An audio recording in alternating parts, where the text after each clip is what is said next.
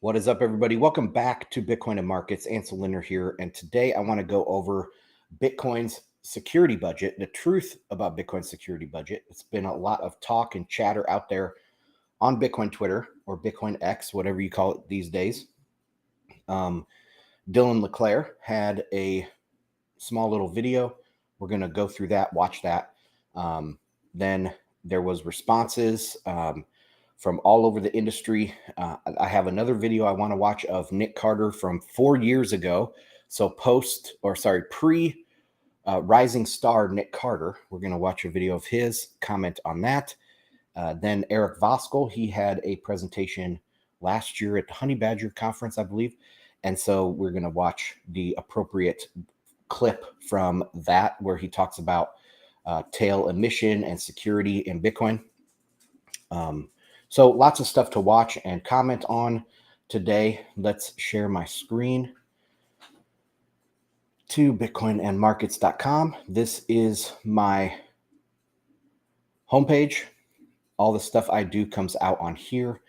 This week we did go over the fundamentals report on Monday live stream. If you missed that, I also put that out on podcast version today. I also wanted to mention this. So we do a price forecast competition with the community here. You have to be a member on the website, a paid member on the website, and you can win $20 in sats over the Lightning Network if you are closest to the price at the end of the month. I usually stop the entries on the 4th of every month, but I've extended it until midnight tonight on the 6th. So if you want to get in on the price forecast competition and have a chance to win $20 in sats, you have to become a paid member on the website and go to this post and you can enter there. So I appreciate everybody that supports it. And this is just something that the community can do to help not only support the show, but have a little fun with, the Bitcoin price. Right now, I mean, what's the price right now? I probably should just predict that it's 25,704. That should be the price that everyone guesses because it is just flat as heck. Let's take a look at that. Here is the chart. You can see, let me go down to the hourly. We did get a little green candle here. Don't know what the news was in the last couple hours. I have been offline for the couple hours before this live stream, but interesting price action going on right now. That is all we got for that. All right. Let's go to this tab. And what I'm going to do is share my screen here on Telegram because I'm live streaming on Telegram. That's my home base for the community to chat back and forth. But they're usually audio only and they can't listen to the videos, but I'm going to share my screen over there. I'm also live streaming on Twitter and YouTube and Rumble. So if you guys want to, if you don't catch the live stream, live, you can always go back to your favorite platform and watch that. Those are left up forever. And it also usually, if it's a good live stream, I put it out as a podcast version. So you can look for the podcast in any podcast app, Bitcoin and Markets value. If you get good value out of these podcasts, you can find Fountain. The link should be in the description wherever you're watching or listening, whatever. Okay, I'm going to share on Telegram. Make sure I share system audio. What's up, guys? You have eyes, finally. So. All right, let's talk security budget, tail emissions, Bitcoin's future with each halving. Okay, the basic arisen again, or debate about, Bitcoin not going to be secure because the miner revenue will diminish in perpetuity with each subsequent halving. Okay, I'm going to pause this, refresh this tab. It happens always when I'm live with Restream. It always does this for the Twitter, but the next videos will be YouTube videos, so it shouldn't do this. All right. Let's see if we can get this going. All right, let's talk security budget, tail emissions, Bitcoin's future with each halving. Okay. Oh boy. All right, I'll just have to summarize this, and then we're going to go on to the Nick Carter thing. So what Dylan is saying here is, first off, I want you to notice a pattern. When people talk about security budget, they don't ever say really what it is security from. What are we supposed to be budgeting for? Security. I mean, what does that mean? And so Dylan here, he does a good job. He talks about the halvings and how if a halving comes and the price doesn't expand, by double to keep the security budget or the value of the reward level, then hash rate will go down and the difficulty will adjust down as well. So there's no real problem, but he's seeding the territory already of what is security, that the value of the block reward is some sort of security budget. And that is not a given. That is a complete just fabrication by the people that want to build a narrative in Bitcoin. I think that a lot of this stuff is about a Hegelian dialectic. They have the answer. And let me go actually to my profile, and I answered somebody that today. Streaming really slows down my freaking browser here. Okay, there we are.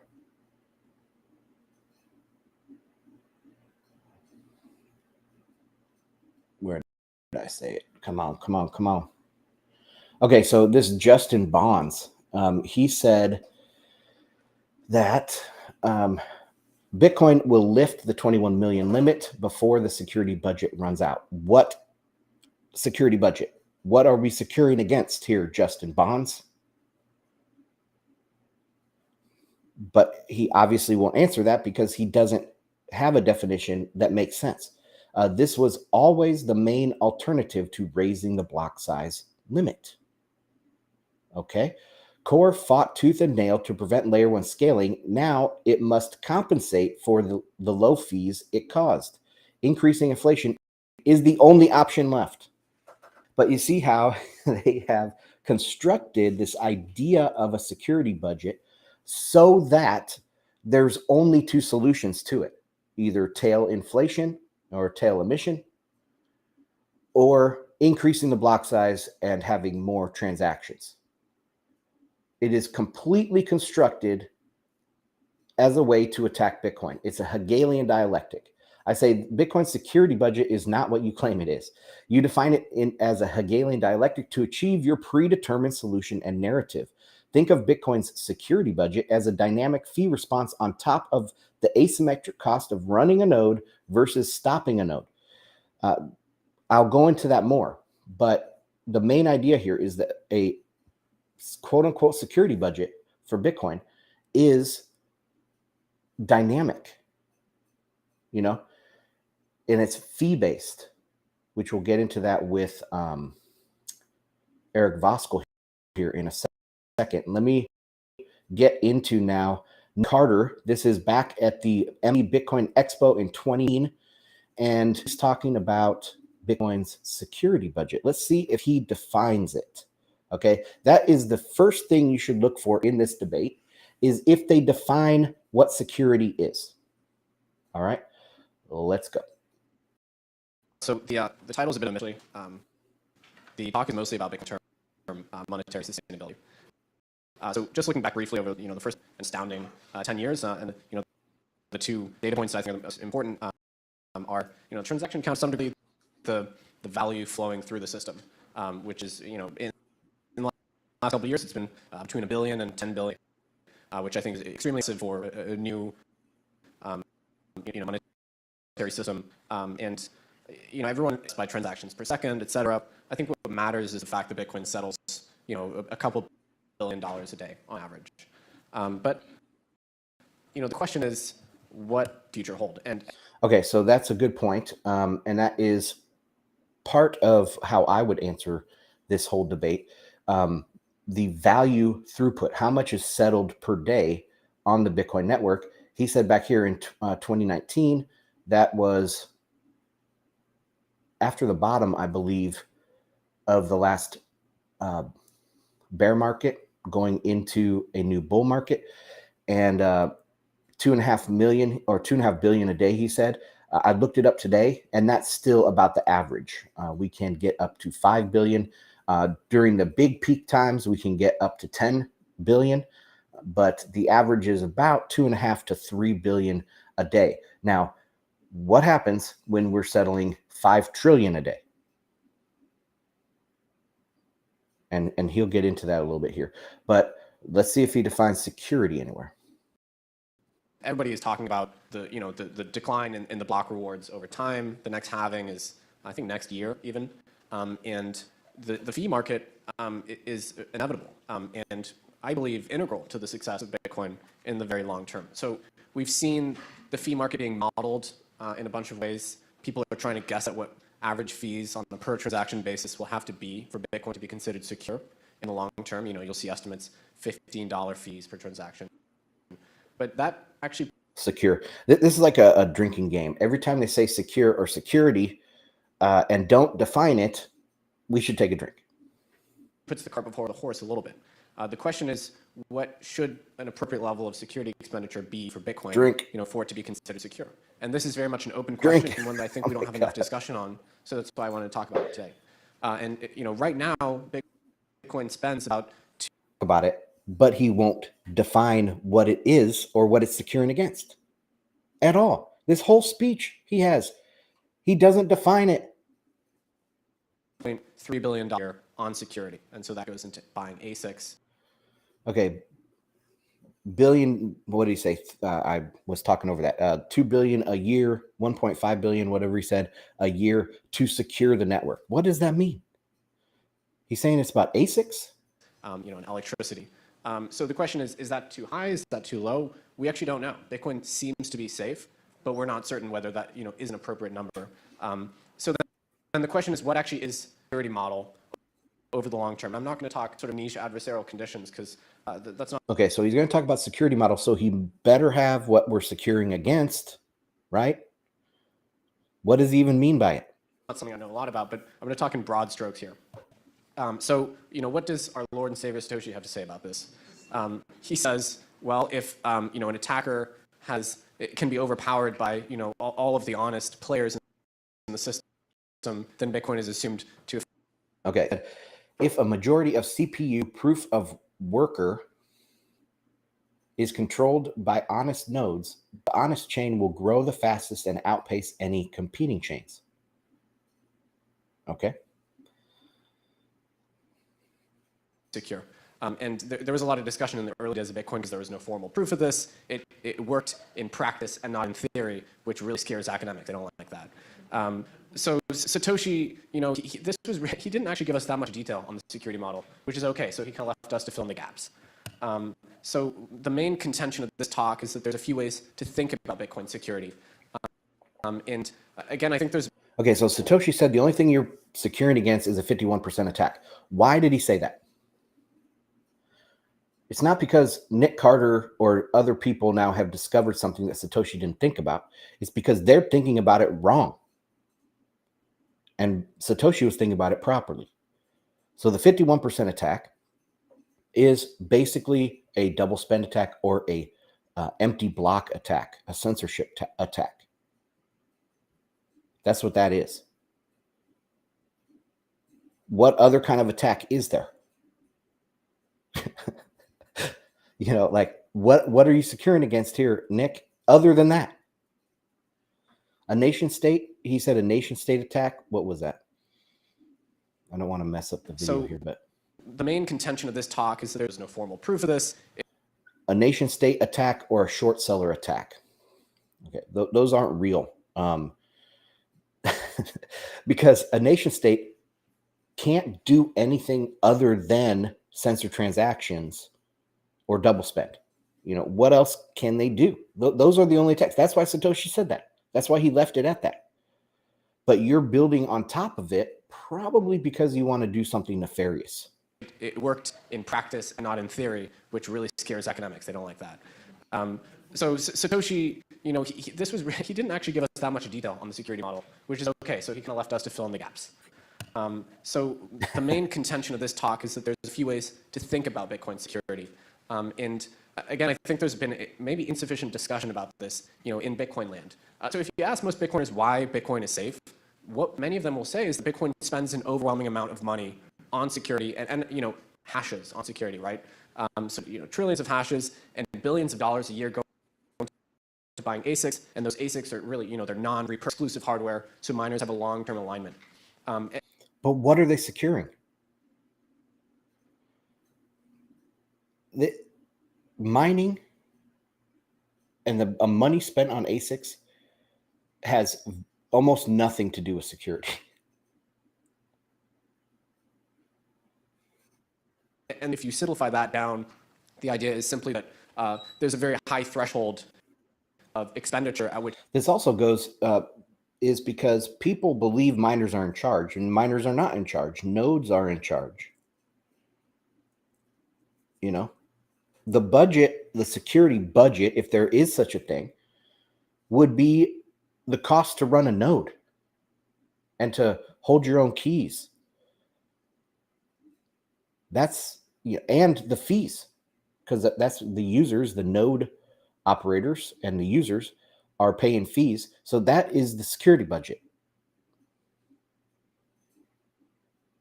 Miners are not in charge. They can't change the code. They can hard fork and create an altcoin, but they cannot change the code on their own. They are providing a service and they're being paid for that service.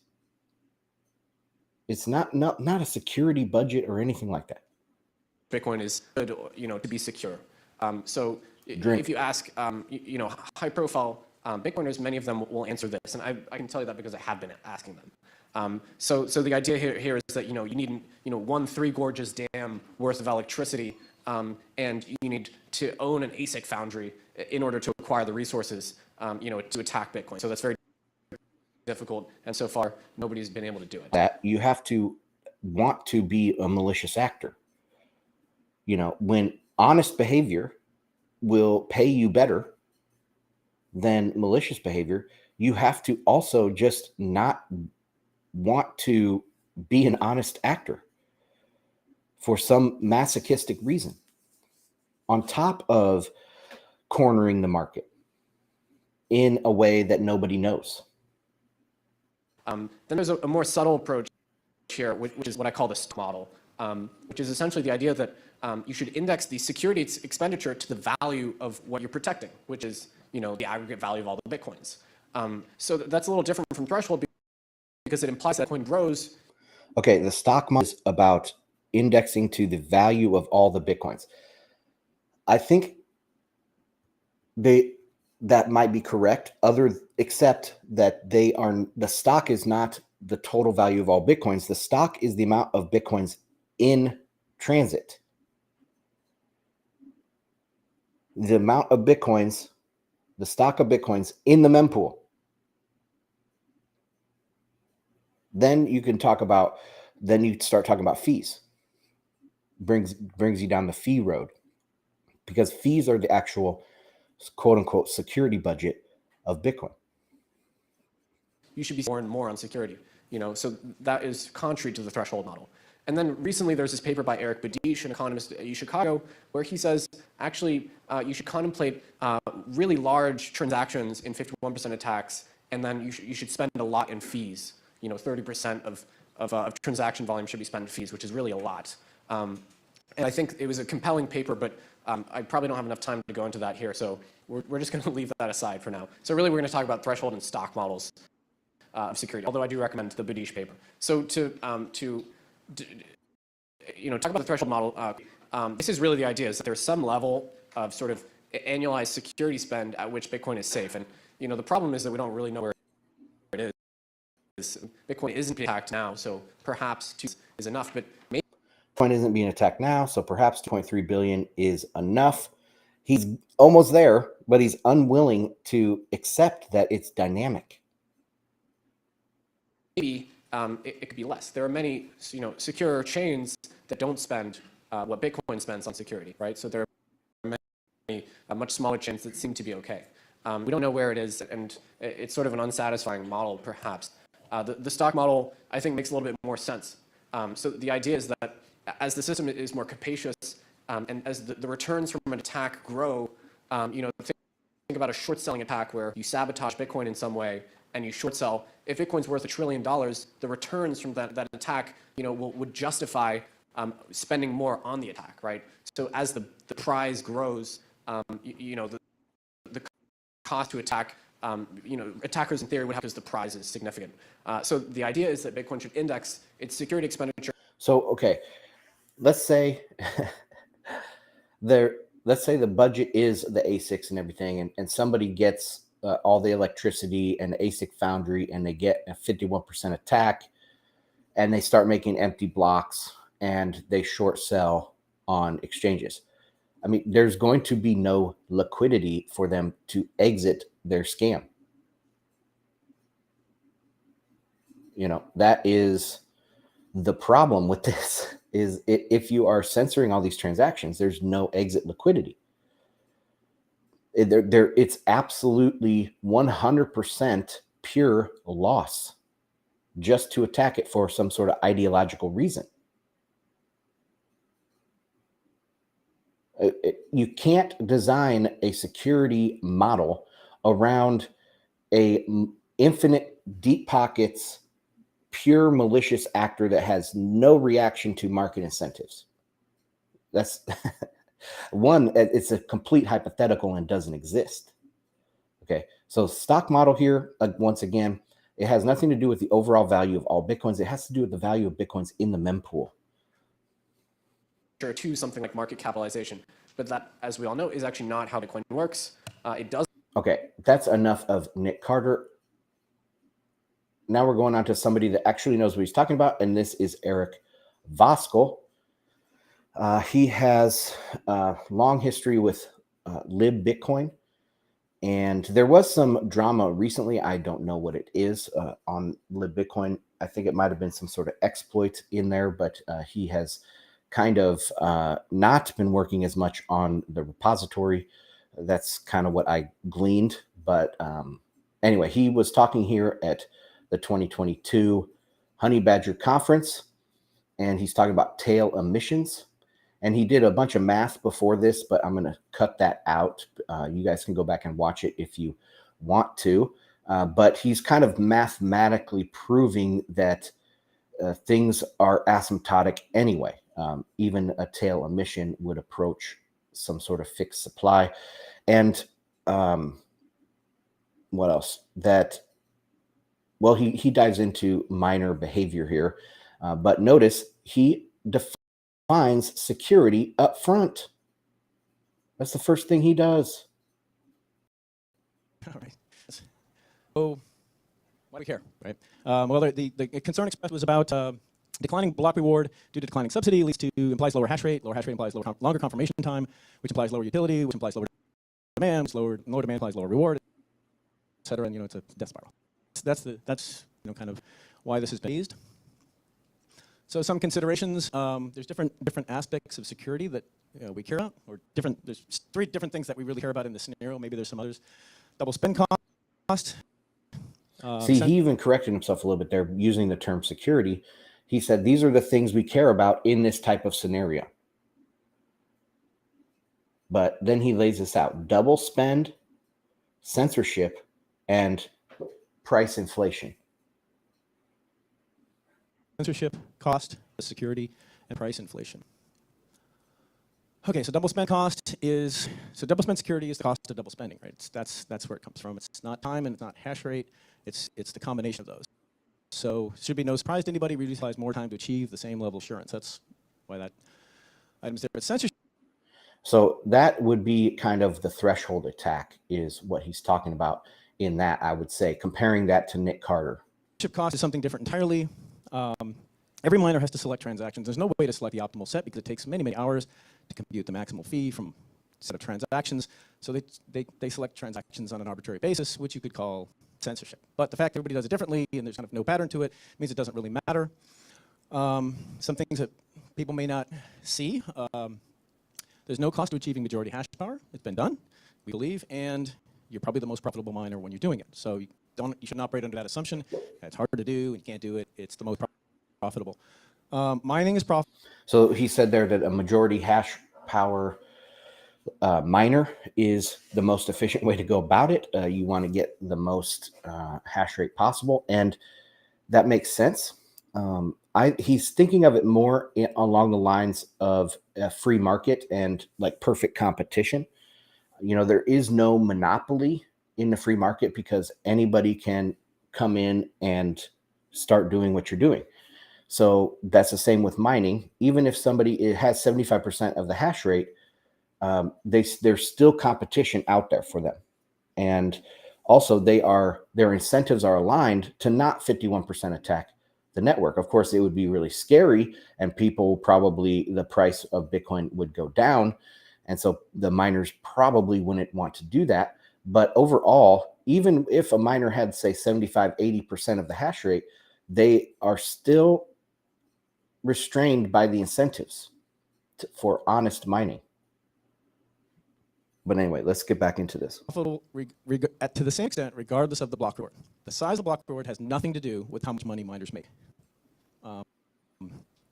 I think I had this discussion with Alex Petra, and he had no argument with it, right? In a competitive market, shouldn't operate under that assumption. It's hard to do, and you can't do it. It's the most profitable. Mining is profitable to the same extent, regardless of the block reward. The size of the block reward has nothing to do with how much money miners make.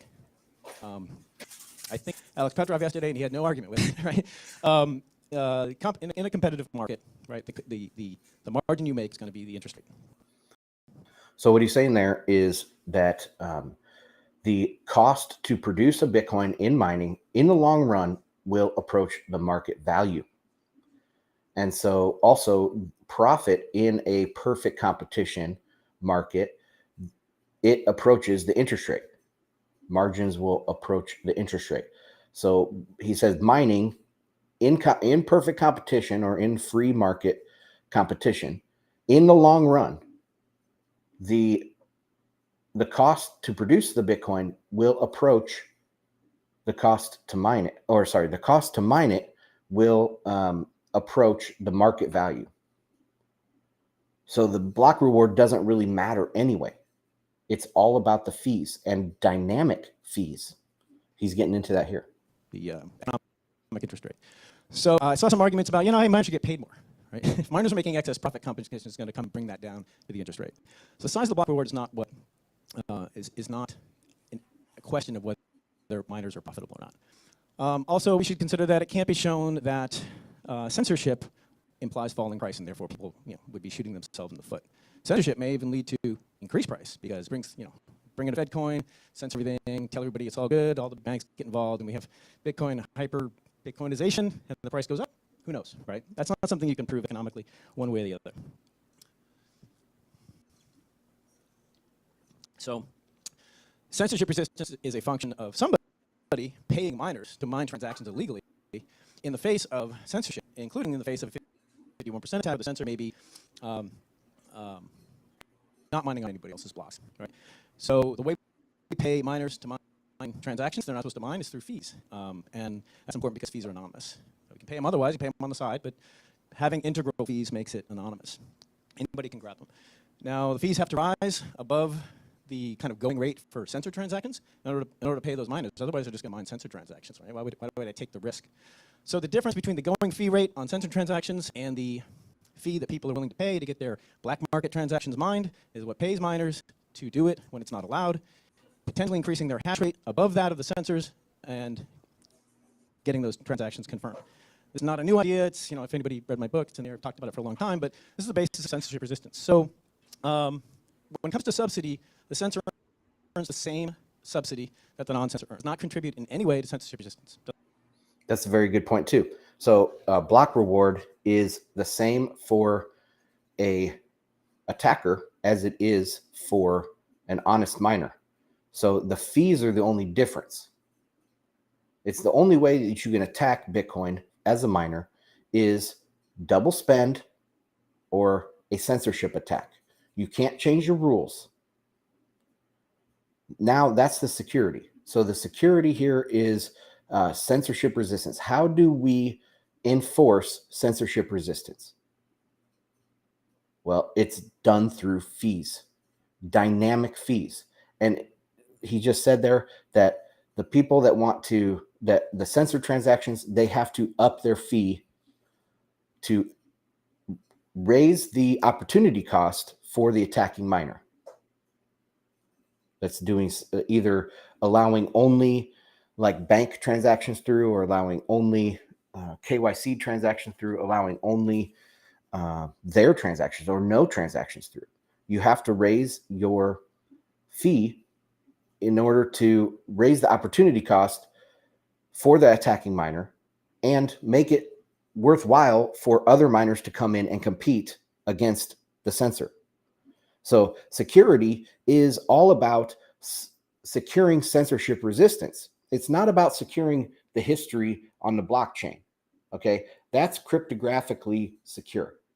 It's secured by the rules of the network and the nodes on the network and the decentralization. That's what that's secured by. When you talk security budget, all you're talking about is how do we secure censorship resistance. Doesn't hurt to help, and I know I'm getting short on time. So without fees, there's no necessary cost to censorship. Of course, fees can be paid off. But we have integral fees, regardless of where the subsidy is set.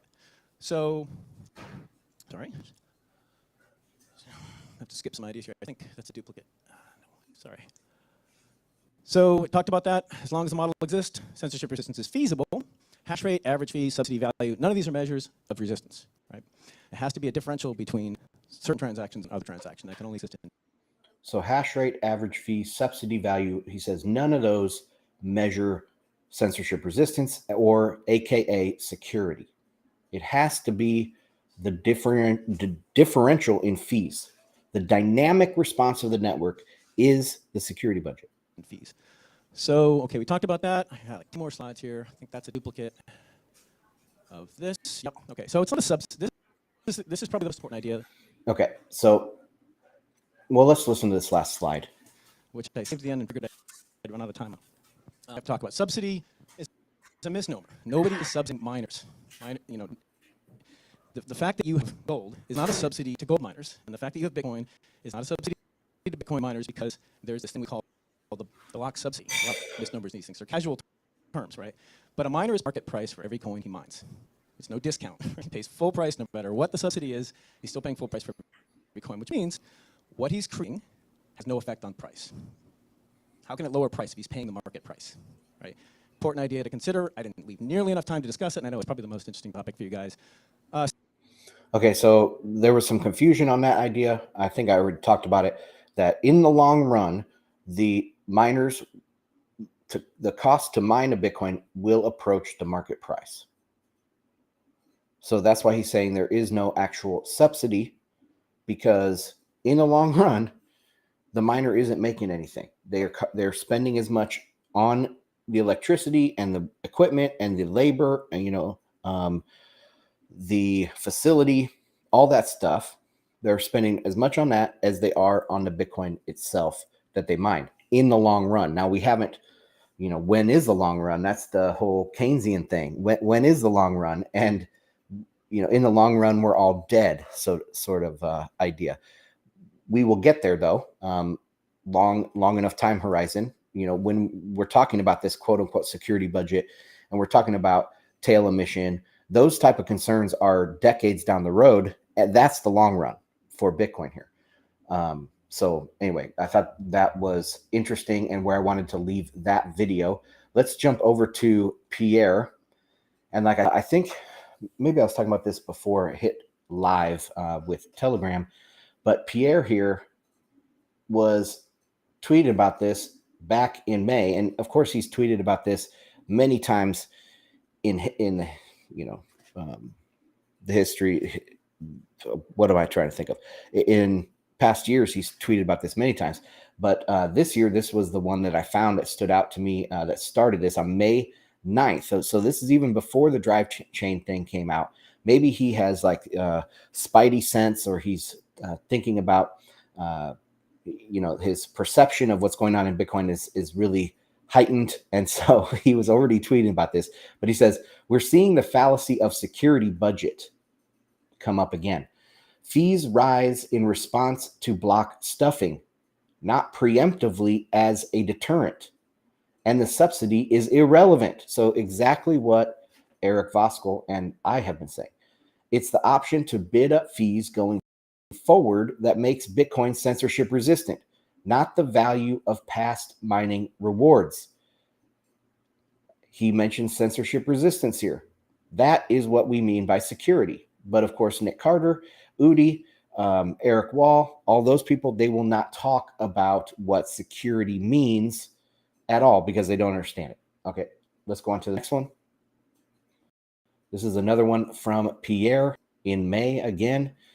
Security budget. Persistently high fees deter hypothetical future attack. Just let that sink in. That's what they're saying. These big blockers or attackers to Bitcoin's ideas here, what they are saying, that persistently high fees are needed to deter a hypothetical future attack. And even Nick Carter, he said, oh, Bitcoin's not under attack right now. And other networks, they get by on much, much lower security budget. Well, yes, because it's a hypothetical future attack. And the high fees don't, you don't have to have persistently high fees. Okay, and then he says reality. Temporarily high fees are a response to actually present attack. It's the ability of users to bid up fees that secures transaction finality, not new issuance or sunk costs. All right, then he has another one here. Load up. Again from May, a little bit later. Bitcoin doesn't have a security budget. The secured by permissionless proof of work combined with the ability for users to bid up fees. And I'll add decentralization of nodes because nodes are the ones that secure the rules of the network and set miners as a subordinate class. Okay, miners are a subordinate class to node operators. Not all miners run nodes, but it's designed to be, if you're running a node, you can also mine with that node. But miners, the action of mining is a subordinate function to node operators. These are not measurable quantities, they're features of the system. And that's also important. Not being measurable leaves ambiguity and uncertainty for attackers. If it was defined and measurable, they could game it out. It would not be secure. Everything that gets measured gets managed. So it not being a measurable quantity, it being a dynamic future potential means that it can't be gamed. It's the same way with upgrades, the soft forks and hard forks that I was talking about, I think on Monday. It's the same way. New issuance is irrelevant. Okay, so that is all I have for today, guys. Let me go back to bitcoinandmarkets.com. I'll remind you guys to, if you want to get all of my past content, it's there. If you want to support the show, you do it on bitcoinandmarkets.com. People that are supporting the show, there you can sign up for the September price forecast competition until midnight tonight. That's when entries will be cut off. And to do that, and you guys aren't supporters, you got to become a paid member on bitcoinandmarkets.com, and then you can enter the price forecast competition, you get your name on the Hall of Fame and a $20 reward over the Lightning Network for the person closest to the closing price at the end of the month. All right, guys, that's it. Thanks for joining me, and I'll see you on the next one. Bye.